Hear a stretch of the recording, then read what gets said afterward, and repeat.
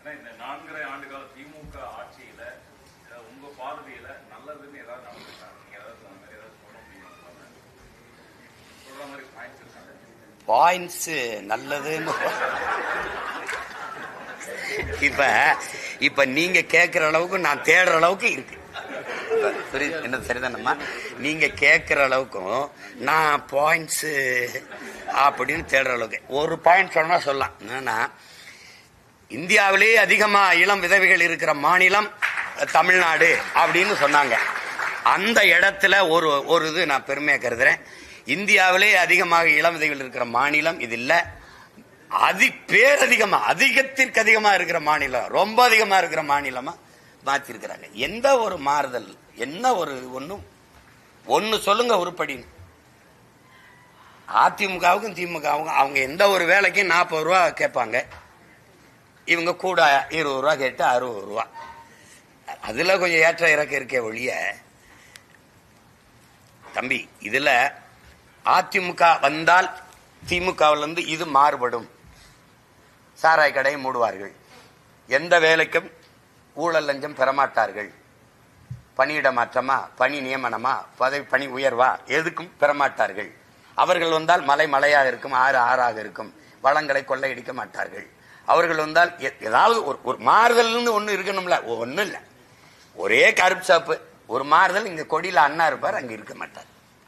இதேதான் பாரதிய ஜனதாவுக்கும் காங்கிரஸுக்கும். கொடியில் வண்ணம் மாறும், கொள்கையில என்ன மாறாது. 4 பேருக்குமே மாறாது. அப்புறம் அதை போய் பேசி என்ன இருக்கு? இப்ப நாங்க தோற்றோங்கிறாங்க. தோற்று நீங்க எப்படி ஜெயிக்கணும்? ஏன் ஜெயிக்கணும்? தோத்தோம். யாருக்கிட்ட தோத்தோம்? யாருக்கிட்ட தோத்தோம்? என் பெற்றோர்கள்ட்ட, என் தாய் தந்தையர்கிட்ட, எங்கள் உடன் பிறந்தார்கள்ட்ட.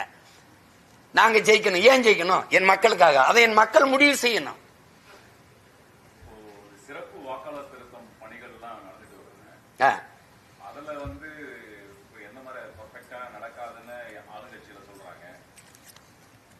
அதை பத்தி இல்ல, நீங்க ஒரு ஊடகவியலாளரா நீங்க எப்படி இதை கருதுறீங்க? நான் எனக்கு ஒரு சாதாரண மகனா இருக்கிற ஐயங்களை நான் எழுப்புறேன். இத்தனை ஆண்டுகள் இல்லாத இந்த சிறப்பு வாக்காளர் திருத்தம், இத்தனை ஆண்டுகள், இப்ப பாரதிய ஜனதா ஆட்சிக்கு வந்தே இப்ப 10 ஆண்டு முழுமையா நிறைவேற்று 12வது ஆண்டுக்கு மேல நகர்ந்து போயிட்டு இருக்காச்சு.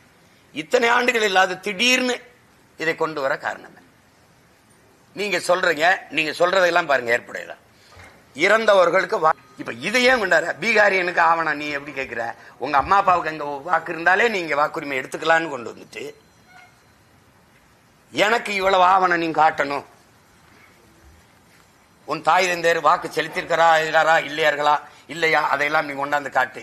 என்னப்பா இதெல்லாமா நம்ம இப்ப தேடிட்டு இருக்க முடியும்? இப்ப அப்படின்னா நீங்க என்ன பண்ணிருக்கணும்? இங்க பாருங்க என்ன பண்ணிருக்கணும். ஒரு 6-7 மாசம் 8 மாசம் 9 மாசம் இருக்கும் போதே ஆரம்பிச்சிருந்தா அது என்ன இருக்கும். மெதுவா ஏதோ செய்யறாங்க வைக்கிறாங்க. இப்ப எவனோட கூட்டணி போறதுன்னு சண்டை அடிச்சுட்டு மலை கட்டிட்டு இருக்கும்போது ஜனவரி, நவம்பர் முடிய போகுது, டிசம்பர், ஜனவரி, பிப்ரவரியில அறிவிச்சு விட்டுருவேன். இப்ப போய் எனக்கு வாக்கு இருக்கா இல்லையா, ஓட்டு இருக்கா இல்லையா நான் தேடிட்டு இருந்தேன். எப்படி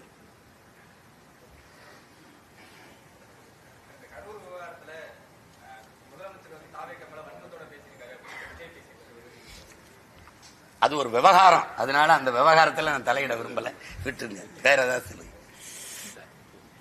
தம்பி. விடுங்க தம்பி. இறந்தவர்கள் பிள்ளைகளை பெற்று பறி கொடுத்தவர்களே அதை அது கவலைப்படாத போது நீங்க கவலைப்பட்டுக்கிட்டு இருக்கிறது தேவையற்றதா நான் நினைக்கிறேன். விட்டுருங்கன்ற, அது முடிஞ்சிருச்சு. நாட்டில் எவ்வளவோ பிரச்சனை இருக்கு. இப்ப என்னுடைய வாக்குரிமை பறிபோகும் போது என்னுடைய எல்லாமே பறிபோகும். அதை பத்தி பேசுங்க. இதை எதிர்த்து சண்டை போட்டு விடியா இறந்தவர்களுக்கு வாக்கு இருக்குன்னா தூக்கு, 2 வாக்கு வச்சிருக்கானா அதை நீக்கு, மற்றபடி இருக்கிறத விடு. நீ அந்த வாக்கு சோதிக்க வருவேன், அந்த இடத்துல நான் கொடுக்குற ஆவணத்தில் உன் வாக்கு நீக்கப்படும்னா அது